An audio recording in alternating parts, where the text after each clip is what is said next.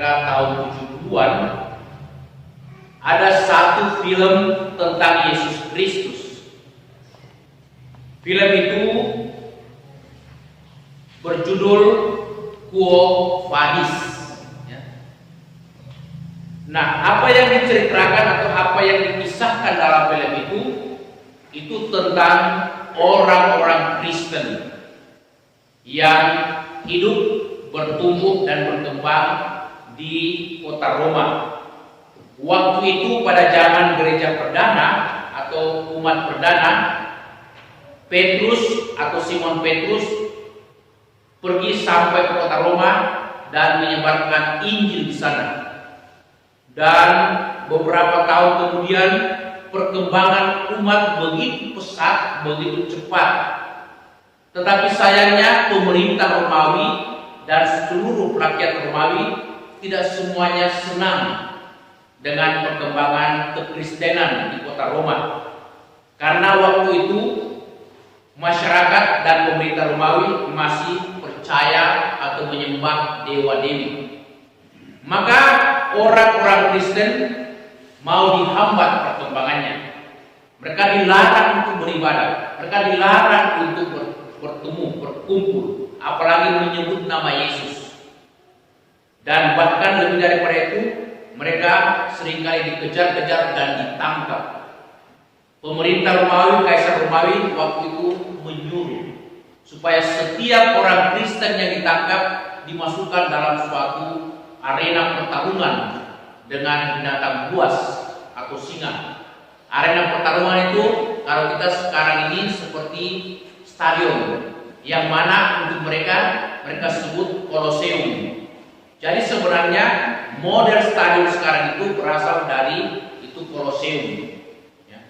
Di sana orang-orang Kristen itu dijadikan sebagai bahan pertunjukan, berkelahi dengan binatang buas, dan mereka senang melihat kalau manusia itu dicabik-cabik dan dimakan oleh binatang buas. Nah, akibat daripada itu Petrus menjadi sangat kecewa melihat umatnya banyak yang mati binasa dimakan binatang buas karena diperlakukan seperti binatang dan dipertaruhkan berkelahi dengan binatang buas. Nah, karena itu Petrus hendak meninggalkan umatnya karena dia tidak tahan melihat umat yang menderita. Lalu suatu hari dia keluar kota Roma, hendak pergi jauh meninggalkan umat. Dan di gerbang kota Roma menuju keluar, dia bertemu dengan seseorang sosok yang nampaknya ia kenal baik. Orang itu bertanya, "Petrus, quo vadis?" "Petrus, engkau mau kemana?" "Petrus, lama leumba kuni." "Engkau mau pergi kemana?" Petrus tidak berani menjawab karena dia tahu dia akan pergi meninggalkan umatnya. Dan dia tahu sekarang ini yang berbicara adalah gurunya, Yesus. Tetapi Yesus mengatakan, "Petrus, kalau engkau mau pergi meninggalkan umatku, maka saya akan masuk ke kota Roma dan akan mengalami disalibkan untuk yang kedua kalinya."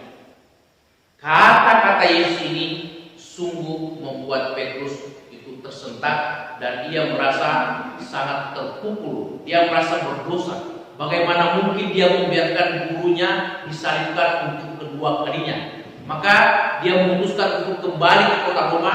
Biarlah dia yang menjadi korban, biarlah dia disalibkan. Dan memang akhir cerita Petrus disalibkan.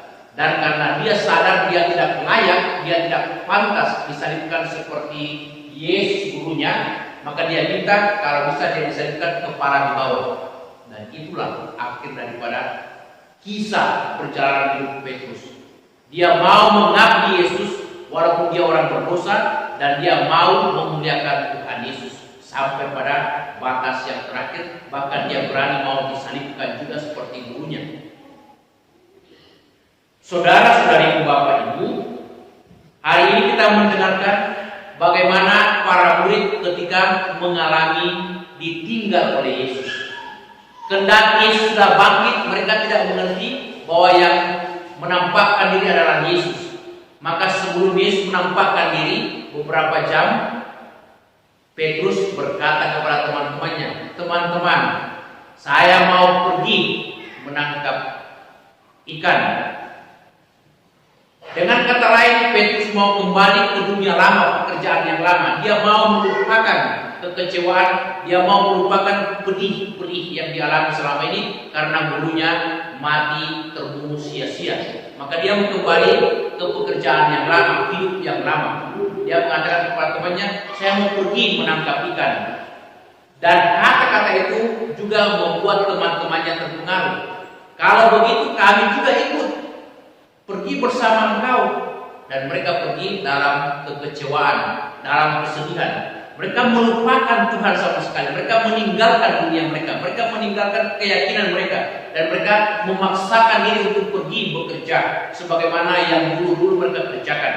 Apa yang terjadi? Dikatakan sepanjang malam itu mereka bekerja keras tidak tidur. Tetapi sayangnya tak seekor pun ikan yang mereka tangkap. Padahal mereka ini sudah sangat berpengalaman dalam dunia nelayan. Mereka tahu di mana tempat, di mana banyak ikan. Mereka tahu saat-saat kapan itu ikan gampang ditangkap. Tetapi waktu yang tepat bagi mereka ternyata tidak mendatangkan hasil. Mengapa? Karena mereka pergi dalam kekecewaan, pergi dengan tanpa harapan. Mereka meninggalkan dan membiarkan hidup mereka selama ini yang dibina oleh Yesus itu mereka mau lupakan, mereka tinggalkan. Dengan kata lain, mereka bekerja tanpa iman, tanpa pengharapan, dan hasilnya hampa. Dan karena itu ketika Yesus menampakkan diri, Yesus bertanya dan mengatakan, "Anak-anak, adakah ikan yang kamu dapat?" Mereka mengatakan, "Tidak ada ikan." Mereka tidak kenal siapa itu yang berbicara dan bertanya. Dan karena itu Yesus mengatakan, "Kalau begitu, tebarkanlah jalamu di sebelah kanan perahu, maka kamu akan memperolehnya."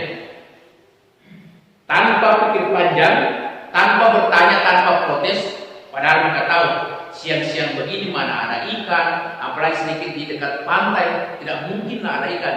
Tetapi entahlah mengapa hari itu mereka taat kepada Yesus. Mereka mengikuti perintah Yesus, mereka mengikuti sabda Yesus. Apa yang terjadi? Dikatakan jalan mereka hampir koyak karena begitu banyak ikan besar terkumpul. Jumlahnya berapa? 153 ekor ikan-ikan besar. Nah, menurut tradisi orang-orang Yahudi di situ bahwa di Danau Tiberias, di Danau Galilea ada sejumlah jenis ikan sebanyak 153 jenis ikan. Nah, kalau 153 ekor mereka tangkap itu mau mewakili semua jenis ikan itu tertangkap karena perintah Yesus yang mereka taati. Jadi kalau mereka mengikuti perintah atau sabda Yesus, mereka akan menangkap ikan yang banyak sekali dan mereka berhasil dalam pekerjaan atau usaha mereka. Juga sebenarnya angka adalah simbolisasi mereka dalam suatu komunikasi. Angka 153 itu mau menunjuk suatu kalimat Ani Elohim atau anak Elohim. Biasanya angka 1 disinonimkan, disejajarkan dengan huruf A, angka 2 huruf B, angka 3 huruf C dan seterusnya. Jadi jumlah 153 itu sebenarnya itu mau menunjuk kalimat Ani atau anak Elohim. Akulah Allah. Nah, kalau mereka menangkap 153 ekor berarti Allah menyertai mereka atau Allah yang menunjukkan itu kepada mereka. Nah, Bapak Ibu saudara-saudari, apa yang bisa kita renungkan dari peristiwa ini? Bahwa ternyata kalau kita mau berhasil, kita tidak bisa lain itu membiarkan Tuhan bekerja atau memohon Tuhan membimbing kita. Para murid gagal menangkap ikan pada malam hari karena mereka mengalami kekecewaan dan mereka meninggalkan hidup mereka selama ini dan mereka meninggalkan kepercayaan mereka pergi dalam kekosongan. Tetapi ketika mereka mengandalkan Tuhan, membiarkan Tuhan bekerja, apa yang mereka dapatkan? Hasil yang luar biasa. Kita manusia seringkali mengandalkan pengalaman hidup kita. Kita mengandalkan kita punya ilmu, kita punya keterampilan, kemampuan, kehebatan kita. Tetapi tidak jarang ketika kita terlalu yakin, terlalu percaya diri, pede dengan kemampuan kita, kita bekerja dengan kemampuan kita tanpa melibatkan Tuhan, kita seakan-akan punya kehebatan, maka apa yang kita dapatkan tidak dapat apa-apa.